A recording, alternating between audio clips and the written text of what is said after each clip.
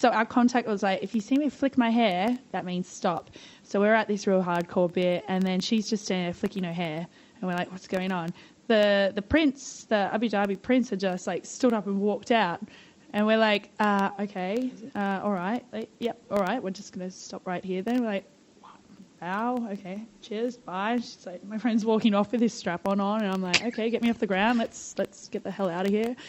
And still to this day, I'm like, did we offend him? Was he impressed? Did he go to have a wank? Was he angry? I'm like, I have no idea. Wank. Hopefully he went to have maybe an angry wank. It's a Gold Coast In the worlds before Monkey, primal chaos reigned.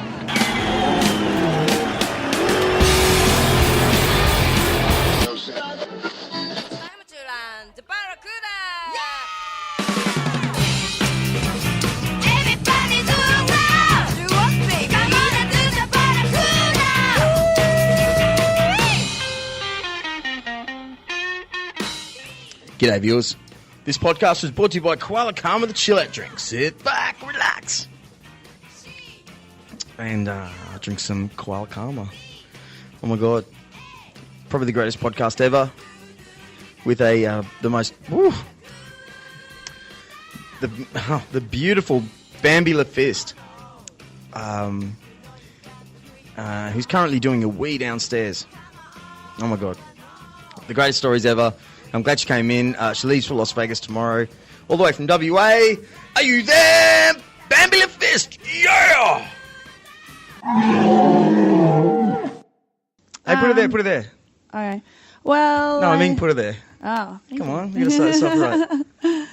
Bambi Le Fist. Bambi Le Fist. It's basically just a joke that I took way too far and just changed my name to Bambi Le Fist. Yeah, I love it. Did I tell you the whole story about... so we both know Scarlett Morgan? Yeah. You know, We worked at Pet. Dracula's together, and that's where the fist part came about. We worked at Dracula's and we're just like, what is something just shock factory, like just that will really just put people like in their place. And one time I turned around to someone and I was like, why don't you go fist yourself? And this person's just like, oh, like I've never been told to go and fist myself. Like it was just total shock. It was awesome. I was From like a 6-foot blonde. Yeah, I was like, I just nailed that. And then from there I came up with all these fake names with the word fist in them. So I went through like a little Mexican stage where it was Señorita El Fisto. It was Mick Fist for ages, which is half my actual surname. Oh, yeah. Or my old actual surname. Le Fist, which is what it is now. And a few other ones. Fisty McFist, Lady Fist.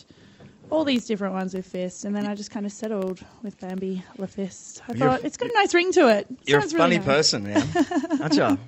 Bit ridiculous. Because here's the funny story. So Yeah. Scarlett Morgan, our friend, Yeah. she told me about you a long time ago. Yeah. I think you just went to Dubai. Yeah. Okay, you just moved there. So she said, oh, you should get Bambi McFist on, right? Yeah. And it was around about the same time she told me about this girl she was working with who did fisting shows. Oh, yeah. Yeah? Yeah. And she was driving... I remember Scarlett telling me about how she was driving around with this girl that does fisting shows, and I went, what the... And I looked it up, and sure enough, she's got a web page, and she promotes herself the first, come to your party and do a fisting show, right? I've thought that was you for like the last 18 months. No way. Yeah? I'm like, yes! Bambi Le Fist. And I looked up your pictures and went, oh, you're a knockout. Are you kidding me?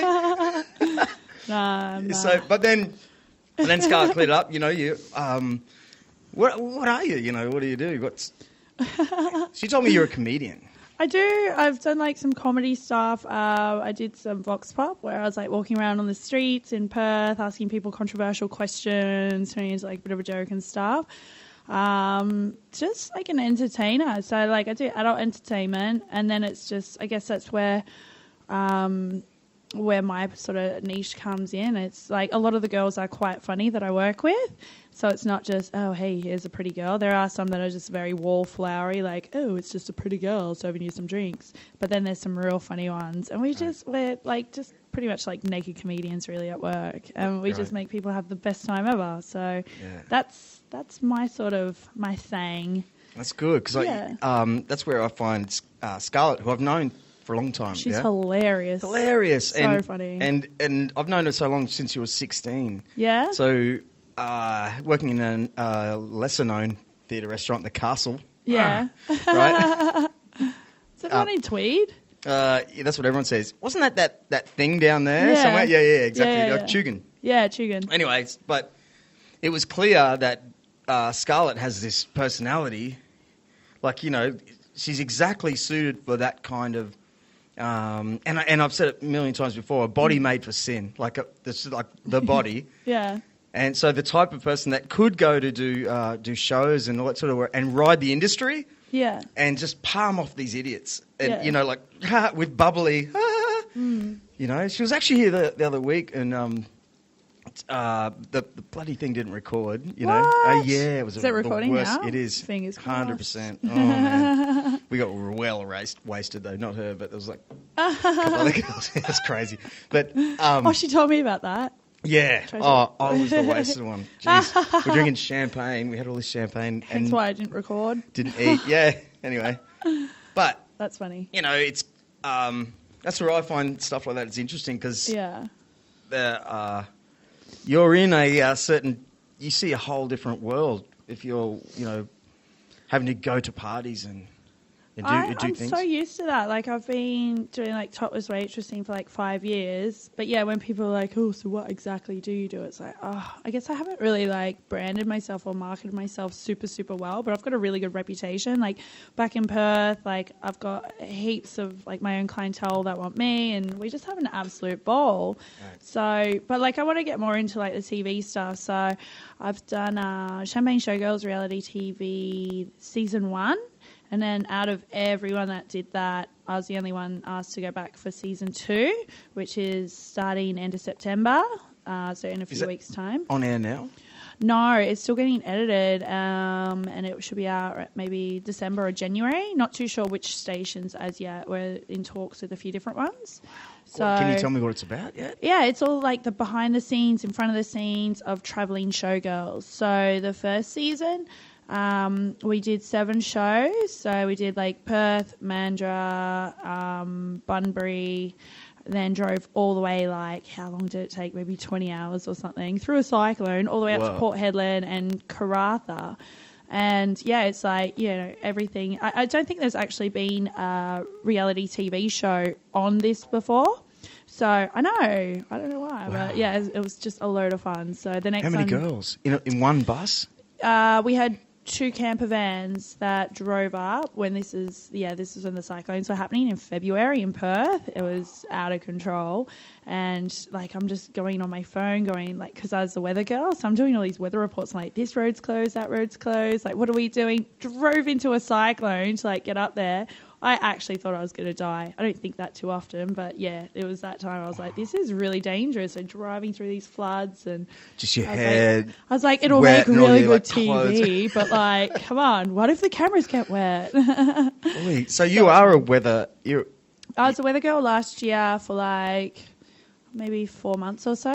Nice. Yeah, that was fun. Was it live to air? It was live. Whoa. Oh wow, live TV is scary. I've done a bit of it, and it's such an adrenaline rush. Right, yeah, cross to you the first time. Oh my God, I remember like a couple of Mondays I was just like, had huge weekends trying to do the weather on a Monday, just like, oh my God, this is so bad. You cannot edit this stuff, like, ugh. And all the crew just looking at you at this there moment. There weren't too many crew, like it wasn't like a super popular TV station or anything. Yeah, but what is still, it then? Which one? It was West TV, so Channel 44 in WA. Yep. So, like lots of the mining rurally people would watch it. Yep. So yeah, I love doing it, and I still do some work with them. But I don't know. I'm just trying to work out what my next big TV thing's going to be. Yeah. I reckon later on this year, after I get some travelling out of the way, I'm going to come back and really try and do something on my own. That's going to be cool. Well, cool. Yeah. It's good when you can. I find if you do something crazy and like, why am I doing this? Why am I doing this to myself? And then you actually get past it and went, what a that's a massive resume item. Like to be proven live, Yeah. to get you crap enough. Some people don't even turn up, you know, to actually be there and do the job and not cause any scene. And well, the whole thing is drama-y and sceney and stuff. So, like, you know, all the other girls sort of got not invited back for all these other reasons. And I had a meeting with, so her name's Champaign Showgirls reality TV tour. So me and her had dinner the other night, and she's like, I'm giving you official permission to just stir up the girls and be a total menace. And I'm like, oh, stop it. I'm like, this is perfect for me. Like, you are just like, I'm just so excited. Yeah. What kind of stir up? What's your natural stir up then? Well, I'm super easygoing. I don't take things very seriously. So when, you know, some girls just get so worked up about things and just overwhelmed and da-da-da. I'm usually just like sitting back, giggling, like making funnies and stuff. And that's sort of my thing. But then I also like, I love my wine. So like I'll have a couple of drinks, get all giggly and think, oh, practical jokes are hilarious. And I don't really like being told what to do so much. So on the last tour, like we had these like dope little kitchens in our camper vans, and I was like, fuck yeah, like let's make some pancakes while we're driving, that'll be cool. And one of the girls, she's like very strict, and she's like, you can't do that, da da da. I was like, yeah, watch me. There's pretty much a whole episode dedicated to like the pancakes. Like, it was just such a drama. I'm like, chill out, like I'm fucking making pancakes, like why is this such a big deal? A, it was pretty dangerous. B, it cost like an extra 100 and something because I forgot to turn the gas off. C, oh look, no, we just shouldn't have done it. It was just so much fun. So just that sort of stir up, and I guess I'm just like a bit quick-witted. So if someone tries to give me shit, I just sort of put them in their place and make fun of it, and And how do they do it? Is the camera basically always rolling, or are they ready to jump out? Something's about to happen, and so we had two camera guys, and they would just sort of follow us around. We had one in each van, like on the drive. It was kind of tricky to video while driving because it was so loud. We're all trying to like have naps and stuff on the drive with this cyclone going on, and everyone's having night terrors, and it was just really disturbing and weird. But they would just sort of always be on, and some of the girls were getting all diva-y, like, don't video me. It's like, listen up, girls. Like, they didn't get invited back for those reasons. So you're saying season 2? Season 2, yeah. September. And you're back. So is it not a knockout? It's I guess they're planning on having like a few, but it's taking like the first one was done in February, so February 2017 was the first filming, and then it's still getting edited because it's only one guy editing it all. It's not like some big production, but it could really take off. Like think of what are they called? Aussie Down Under, those male stripper guys. Right. Kind of like that. Like it could turn into something where it's more of an international show. So honestly, I don't even like dancing, so I'm the host. And, you know, they were trying to get me to dance and stuff. I'm like, I don't want to. Like, I don't like it. Like, I don't even know how I actually am a dancer. I don't enjoy dancing. I don't think I'm very good at it, but yeah. So then what are they? Oh, so that is the showgirl part of it. Yeah, so there's all these showgirls. So they have like, you know, 5-girl choreographed dance, 4-girl choreographed dance, 2-girl, 1-girl, etc. All mix and match, and then I'm the host. So I'm introducing them all, going through all their like awards and accolades and things like that, and just getting everyone all amped up for it. So who's the hottest one? Oh, it's definitely me. No, they're all pretty sexy. Yeah. Champagne's absolutely like dynamite. Like these girls have won so many different awards and stuff. Like they're just amazing performers. So you know, I did. Have you ever heard of I'm a Celebrity, Get Me Out of Here? Yeah. Yeah, well, that's filmed in Murwillumbah, basically, right? So I live in Currumbin Valley. It's just over the mountain. Oh yeah. But 10 years ago, before they do, you probably know this, being in the industry, and they always find 10, minor celebrities, super like Z celebrities like me, yeah. Right? So you just auditioned for this thing, and I think there were 10 of us, for 7 days. Yeah. The very week before, they get the big celebrities. So they had Jason Donovan and. So you did like the trial one? Yes, the week before, right? So there was 400 staff, and they do it the week before. You do every single all the challenges day by day by day, but we were still camping with no food. Like we you know, they'd still treat us like the real thing. There were no contact with anyone else. Yeah. But I can really, from that experience, it was only